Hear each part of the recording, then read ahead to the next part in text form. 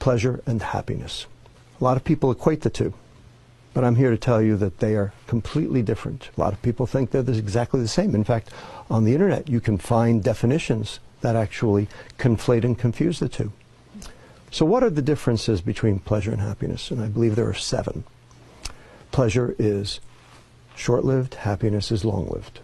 Pleasure is visceral, happiness is ethereal.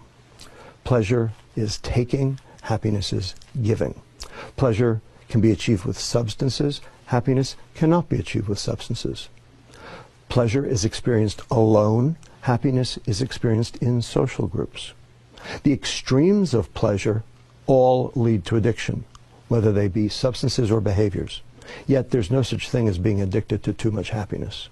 And finally, number 7, most important, pleasure is dopamine and happiness is serotonin. Now, these are 2 biochemicals. These are 2 neurotransmitters. These are 2 chemicals that the brain makes and uses to communicate between one neuron, brain cell, and another. Now, why do we care? So what? And neurons, when they're excited too much, too frequently, tend to die.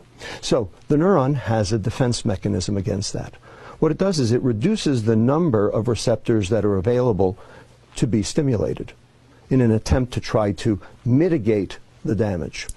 Now, there's one thing that downregulates serotonin: dopamine. So the more pleasure you seek, the more unhappy you get. Have very specifically and in a coordinated fashion confused and conflated the term happiness with the term pleasure, so that you can buy happiness, so that they can sell you their junk. It's called the American economy, and it's based on hedonic substances that drive pleasure rather than happiness. And in the process, we have become most decidedly unhappy.